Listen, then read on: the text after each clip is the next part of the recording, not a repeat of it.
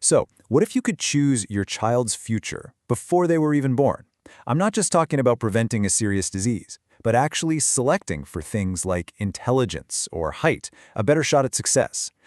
This stuff sounds like it's straight out of a sci-fi movie, but it's not. It's the very real promise of a technology called polygenic embryo screening.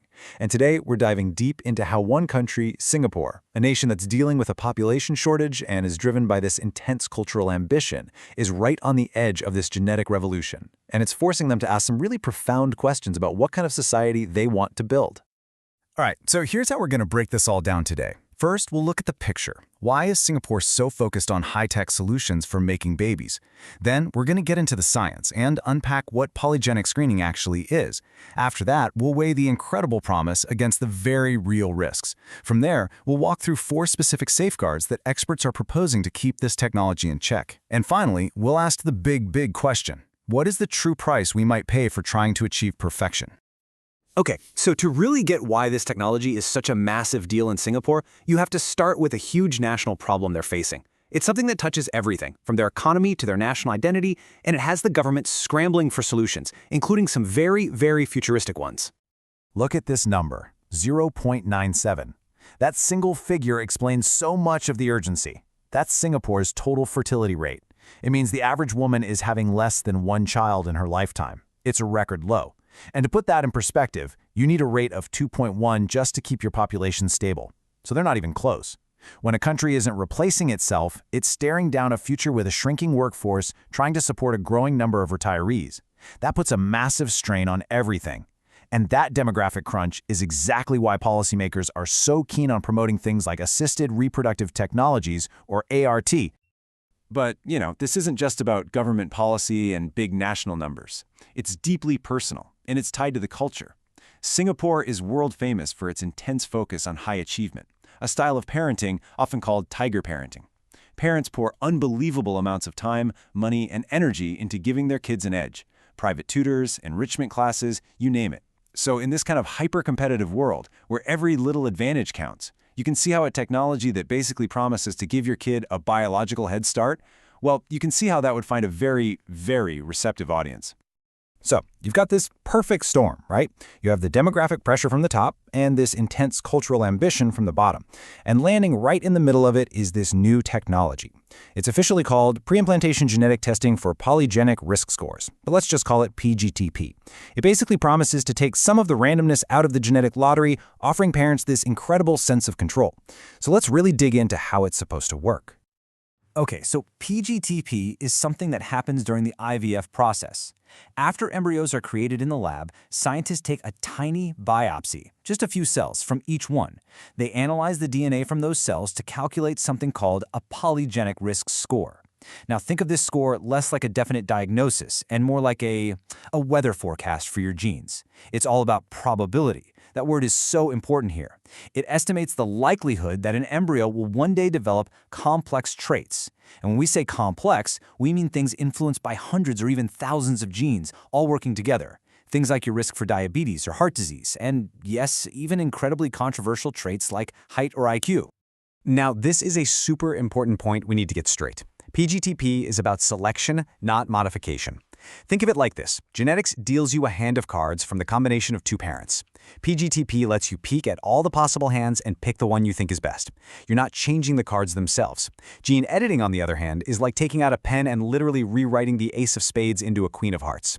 Because PGT-P isn't making any artificial permanent changes to the DNA, its proponents argue that the direct safety risks are basically zero, which makes it seem a whole lot more palatable than gene editing.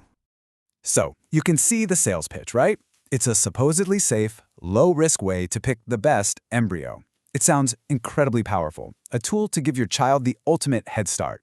For a lot of hopeful parents, it sounds like a dream come true. But this is where the story takes a sharp turn. We really have to start asking the tough questions. Is this technology actually the miracle that it claims to be? I mean, the appeal is just undeniable. You can really feel the emotional pull. Imagine you have a family history of heart disease, and someone tells you, we can significantly lower your child's genetic risk for that. Wow, that is an incredibly powerful promise. And then you start layering on top of that the possibility of selecting for traits that society rewards, like a higher IQ or greater athletic ability, or even physical things like being tall. For parents in a super competitive culture, This technology feels like it offers a way to finally conquer the randomness of nature. 2, as the marketers might say, pick the winning ticket. The promises are huge, the marketing is slick, but does the actual science live up to all that hype?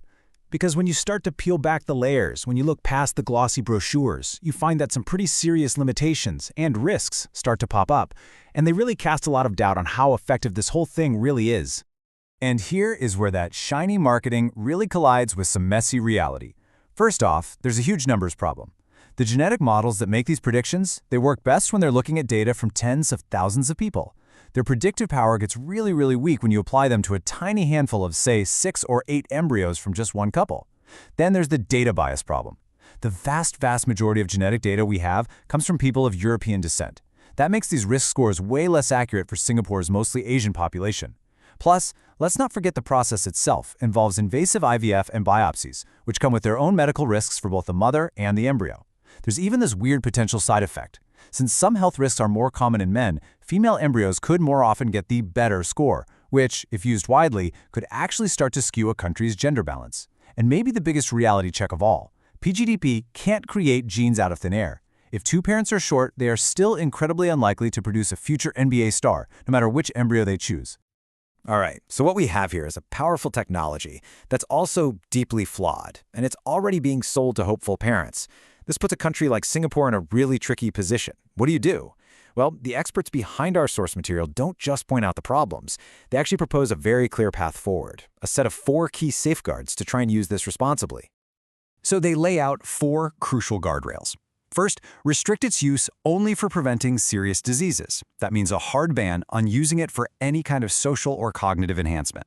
No screening for IQ, no screening for height. The goal there is to stop the slide towards a genetic upper class. Second, secure the data. Block patients from ever getting their hands on the raw DNA data from their embryos. This is so important because it closes a loophole where they could just send that data to some company overseas that will screen for those banned traits. Third, validate the need. A couple should only be able to screen for, say, diabetes risk if one of the parents or grandparents actually has a clinical diagnosis of diabetes. This is to stop healthy couples from going through invasive IVF just to optimize their baby. And fourth, mandate intensive genetic counseling. This is to make sure that every single patient gets a clear, honest explanation of all the severe limitations we just talked about so they can make a real, informed choice, not one based on marketing hype. Okay, but let's say you do all that. Let's say you get the perfect regulations in place. Is the problem solved? Well, not so fast, because you can't just legislate away the wider social impact. What happens when a technology this powerful and this expensive becomes just another part of having a baby? That brings us to the social and economic fallout. You know, you often hear this argument that just like a cell phone or a computer, the price of PGT-P will eventually plummet and everyone will be able to afford it. But the authors here argue that this is a really dangerous myth. See, mass-producing a microchip is one thing, but PGT-P isn't just a product, it's a high-end medical service. It requires hugely expensive equipment and, more importantly, the hands-on, labor-intensive work of highly trained doctors and geneticists. A much better comparison isn't a smartphone, it's something like cosmetic surgery or a dental implant. The underlying tech might get a little cheaper, sure, but the highly skilled labor involved means the total cost is almost certainly going to stay high, making it a luxury for the wealthy. And that cost barrier creates this potential social trap that economists call the Red Queen effect. It's named after the character in Alice in Wonderland who says she has to run faster and faster just to stay in the same place. Imagine if wealthy parents all start using this to select for higher IQ. It doesn't actually give their kids some magical advantage. It just raises the bar for everyone in their social circle. You could end up in this bizarre situation where rich parents spend a fortune on a genetically enhanced kid, only to find they have to spend even more on elite schools and tutors just to help them keep up with all the other enhanced kids. It becomes a stressful, expensive, and never-ending arms race. And this issue of inequality isn't just about the gap between rich families and poor families. The high cost threatens to bring that division right inside the family itself. And that leaves us with one final, really difficult question to chew on. What happens if a couple can afford this kind of technology for their second child, but they couldn't afford it for their first? What does that do to a family? How do you navigate a world where the genetic haves and have-nots aren't just in different neighborhoods, but are sitting right across from each other at the same dinner table? That is the deeply complex and personal reality we have to face as we step into this brave new world.